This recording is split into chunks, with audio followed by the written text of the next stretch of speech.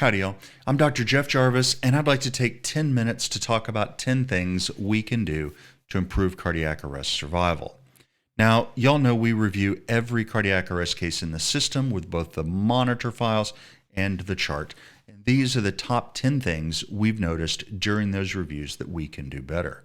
Now, for the purposes of this video, we're only talking about adult cardiac arrest here. So number 10, correct epinephrine dosing. If epinephrine is going to help survival at all, it has to be given early. So I want all cardiac arrest patients getting at least one dose of epi as soon as possible. As long as the patient's in a shockable rhythm, no more epi. But if they are in or go into a non-shockable rhythm, then add the epi infusion. Number 9, timing matters. Now, you can take a look at these charts and you'll see the average time to intervention across time, month to month, in these charts, and you'll notice the average is the blue dotted control line. And what you see here is that we average 4 minutes from EMS patient contact, not on scene, to first defibrillation, 4.5 minutes to the first airway, 6 minutes to the first epinephrine, and 11 minutes to the first bicarb. I think we can do better than that. For airway management, as a matter of fact, don't try to mask ventilate first. Just drop the supraglottic in and ventilate through that with end-tidal CO2, of course. Now, bicarb is typically given very late in an arrest, and when given late, it has almost no benefit. When given early in non-shockable rhythms, though, it can improve survival. As a matter of fact, a recent study that looked at thousands of cardiac arrests grouped by the rhythm found that 46% higher odds of survival in patients in asystole who got early compared to late bicarb. And in PEA, those were 60% higher odds of survival. And then in VFib or VTAC, no significant difference. That's why the protocols are written the way they are. Speaking of protocols, let's get to number 8, know and follow the protocol. Now, here are some things that we're missing most often. Don't ventilate during 30 to 2 compressions, even with a supraglottic or an ET tube. It's hard to push enough air into the chest to effectively ventilate when we're busy pushing air out of the chest with every compression. And effective ventilations lead to higher survival. So don't ventilate during compressions. Now, we still need to keep the compression pauses under 10 seconds, so get those breaths in quickly. Squeeze, release, release. Squeeze, release, release, back on the chest.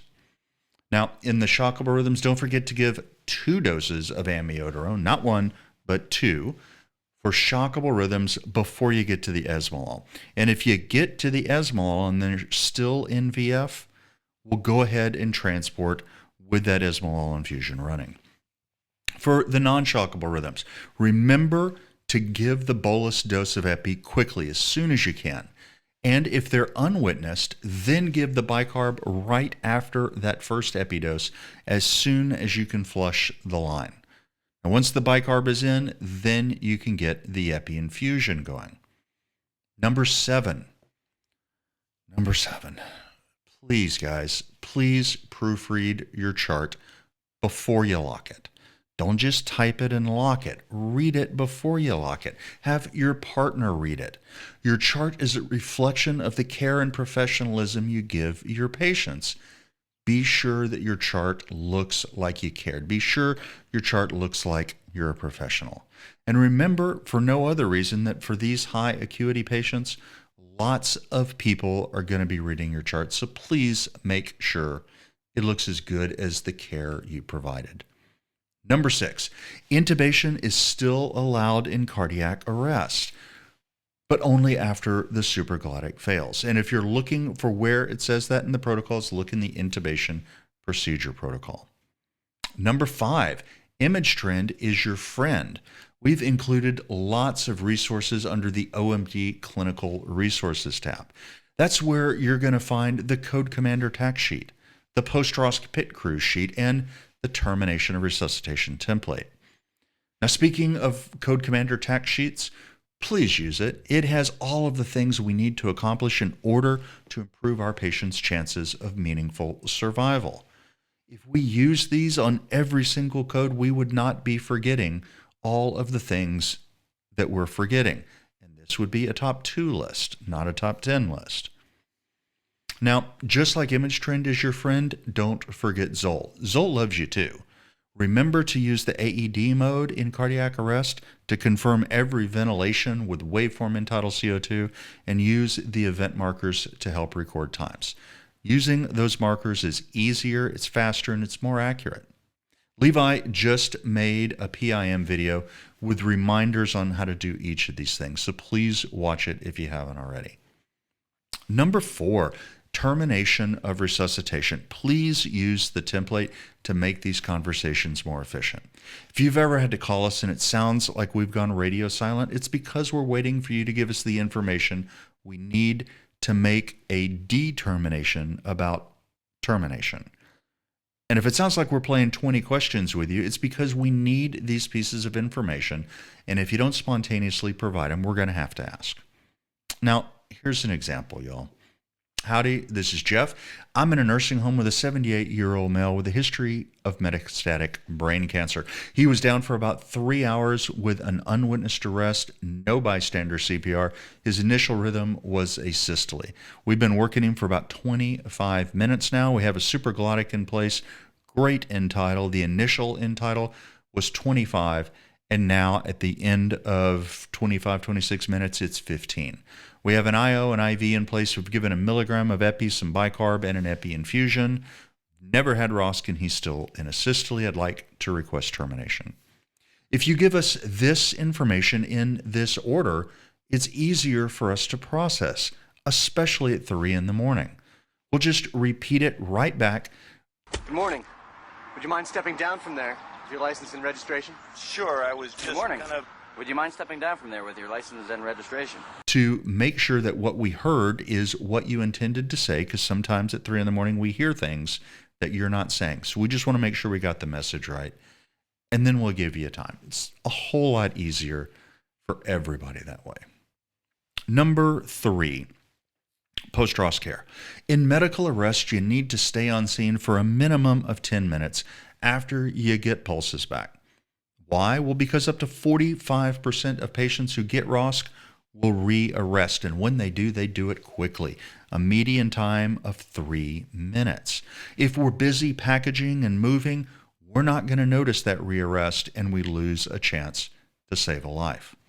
Now, we also know one of the primary reasons patients re-arrest is because of untreated hypotension.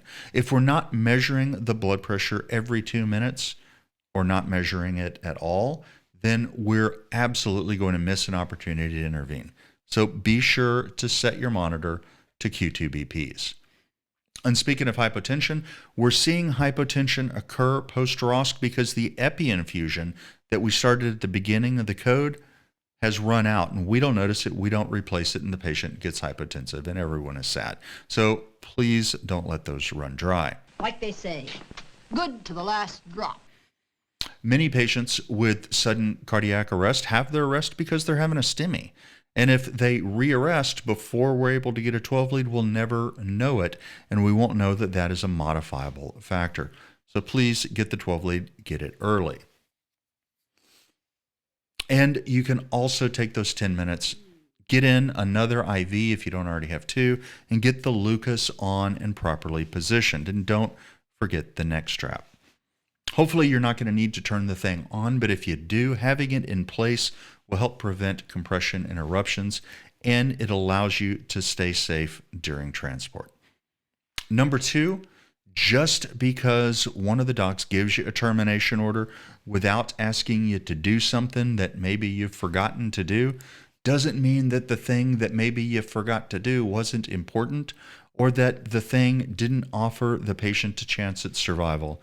It just means that now it's too late for it to matter.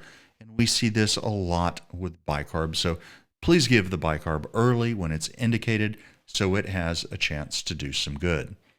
And that brings us to the number 1 thing we're missing. End tidal CO2 is vital and it is mandatory.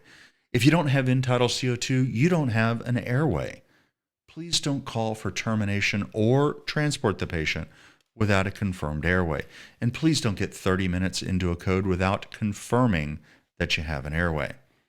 Now, remember, everything in this top 10 list is here because we're seeing these things and we're getting more and more calls for termination when we don't have an end-tidal CO2. Now, I'm not talking about the situations where you had great four-phase waveform in a patient with a systole and it gradually gets lower and lower and it peters out. I'm talking about situations where you have no end-tidal and you haven't tried to troubleshoot it. So remember your dopes. Troubleshoot the process. Change something with the airway, whether you're moving to mask ventilations or intubation or even a surgical airway. Just don't ignore the lack of end-tidal CO2. It's kind of like a pilot ignoring those low altitude warnings. Just never ends well for anybody. So those are the top 10 things we're seeing in cardiac arrest care that we think we can be doing better. Now remember, everything we do for our patients, and the things we do matter. So let's make sure we're doing them well. As always, thank you for what you do and thanks for listening. Take care, y'all. There. Levi, I did it in 10 minutes. 12 minutes. 12 minutes is what I meant. It's 12 minutes in Texas time, which is 10 minutes in most places. So it's in 10 minutes. Yeah. Let's go with that.